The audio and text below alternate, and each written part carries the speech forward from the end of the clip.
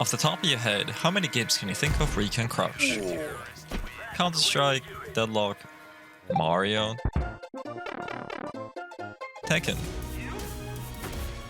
Hitman, Killing Floor, Raid, Payday, and the list goes on and on. But there are some big exceptions. Minecraft has a sneaking button, which doesn't really quantify as a crouch for the sake of this video. Same goes for GTA 5. But what does crouching achieve? Well, it gets you closer to the ground. Sometimes people drop things, in which case crouching gets their arms closer to the object that they might have purposefully and willingly, or accidentally and unwillingly let go of. Now, sometimes crouching helps you utilize cover properly as well.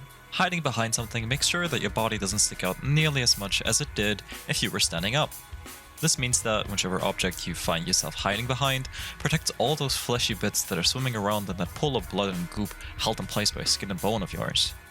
A big thing I have not mentioned is that when you crouch, you can lose a lot of momentum. Now, this is normal as your range of motion is severely limited. There are, however, a handful of games that still allow you to sprint while crouching, or at least move at unhindered speeds from if you were walking up straight. But what if you needed to dash to cover? What if, hypothetically, you found yourself under fire and you needed a quick means of returning to the nearest piece of cover, but running would almost guarantee risking getting shot, crouching would make you a sitting duck, and standing in the place that you are will guarantee your head turning into a generic modern military piñata of sorts. So, to unlock the next step of evolution, we must go one step further. We must take crouching and movement and evolve with it. We must start sliding. Sliding comes in many forms, and while it wasn't initially introduced with Apex Legends, I think the major market shift happened around the time of its release. You'll be looking at all the big shooters nowadays and realize that, for how different they all try to be, they have one big thing in common: sliding. And this is where I have to be a contrarian in the room and say that sliding just doesn't really add much in half of the games they're included in. Since I primarily talk about Payday, I'll be using Payday 3 as an example of sliding as a concept being essentially worthless unless it's properly included, at least in PvE games. Payday 3 sliding initially wasn't just a visual and traversal aid, in fact it was tied into a buff system. This buff system was segmented into Grit, a 10% defense increase, Edge, a 10% damage increase, and Rush, a 10% speed increase. Through spending points on certain skill lines, you'd be able to gain these buffs. With extra skills, you'd even be able to double their effects, and refresh the buff timers, turning the whole game into a juggling act of staying in the fight to maintain your buffs while also trying not to die. In this system, sliding wasn't just traversal. It was also a means of turning one of your buffs, Rush, which could be gained from sprinting for 2 seconds straight, into Edge. So, you'd be sprinting for 2 seconds, gain a speed boost, and as soon as you slid out of that speed boost, you'd be blessed with a 10% increase in damage for all of your guns. You'd still have the inherent traversal bonus of sliding to a point of cover, but it would also increase your survivability through reaching certain breakpoints, which turn 2-tap headshot guns into a 1-tap headshot gun. This skill system has now completely been changed, and the aforementioned buffs have been basically removed. Now the slide sits in a really awkward place. If you think about it, now it's just the same sliding mechanic that you could find in any other game. Basically a fidgeting toy for ADHD-ridden kids. Before, it actually had a place in this game's balance, even if it was done incredibly poorly. Now, however, it basically has zero reasons to exist. You still can slide from cover to cover, but you more often than not risk overshooting it because of the slide.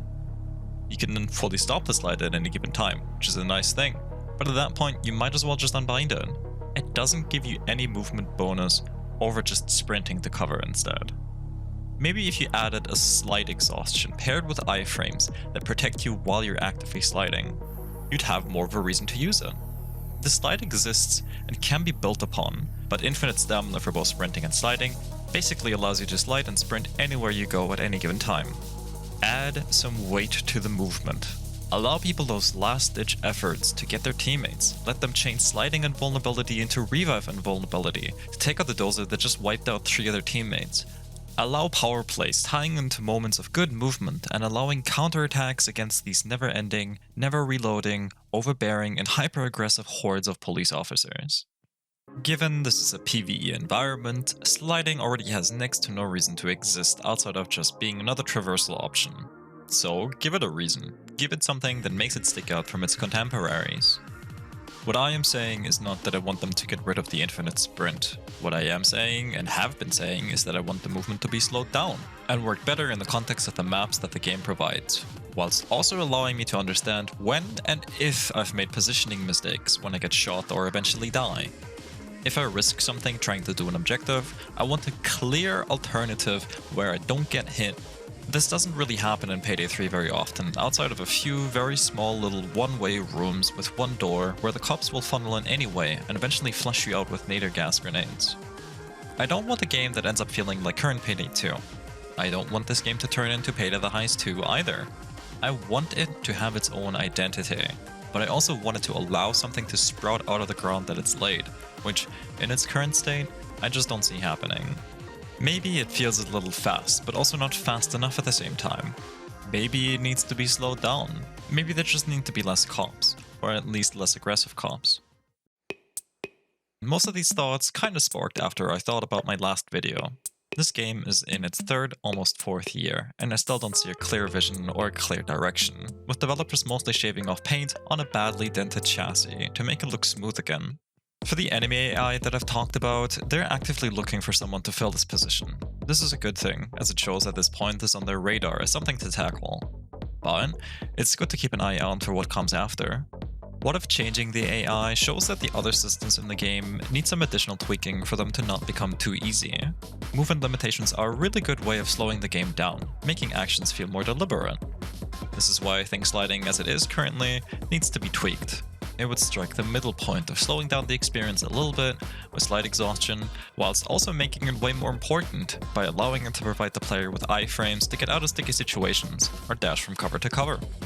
That way, you could still tone down the spawns and tone down the enemy aggression, whilst allowing them to stay as deadly as they are in the highest difficulties, without them being too overbearing anymore. The problem is that the difficulty doesn't feel good or fun. It's not consistent.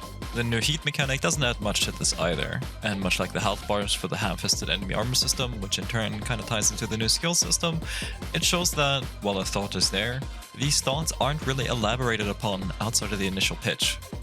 In turn, Starbreeze just doesn't really seem to find any proper, easily digestible and natural way of implementing their pitches into the moment-to-moment gameplay without a literal UI element that tells you that you're now entering beast mode. One last point that I want to make is that the more you cram onto the screen, the less new people hopping into the game for the first time will focus on what's happening on their screen at any given time. Look at Deadlock, at everything what's going on, at the UI, the hero abilities, the status effects. It's too much and scares off most people who are trying to get into it. What people liked about the first Payday game was how simple it was. And while the second one definitely ramped things up with its semi-RPG skill tree system and later the perk tanks, you were absolutely able to make builds which did not require you to keep in mind what your current setup was, outside of maybe having a specific concealment breakpoint with dodge, a specific armor rig with any of the armor getting focused playstyles, or even just having 2 converts. Payday 2 did not raise the skill floor, and not even the general barrier of entry. By trusting customers to feel more than they could see with most of the skills they picked, they, in some way, treated players more like adults who knew what they were doing. Sometimes, less information is more, even if people using info HUDs in Payday 2 will have you think otherwise. But then again, most of that game's player base was born after the game itself came out. Obviously, it should be noted that you could make a big mistake here and not communicate anything to the player.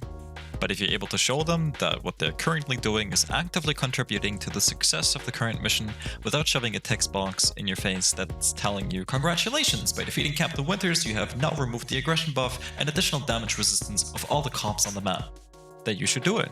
Even if it's an in-universe audio cue of "the captain is retreating," with the current police assault either ending right after or the spawn count visibly dropping on the hotspots of the map. Anyway, this was another one of my rants trying to talk about 2 of my little nitpicks with gaming, but through the eyes of a Payday player. I would have talked a little more about sliding in the context of PvP games, such as Deadlock giving you infinite ammo for your gun while you're actively sliding, but I think that comparing movement in PvE games to movement in PvP games is like comparing apples to oranges. If you've enjoyed this video, please leave a like, and if you want to see more like this, then please leave a sub. It'd be greatly appreciated. If you have any questions, make sure to leave them down below. I read every comment and I try to respond to everything as best as I can. And as usual, remember to stay floral.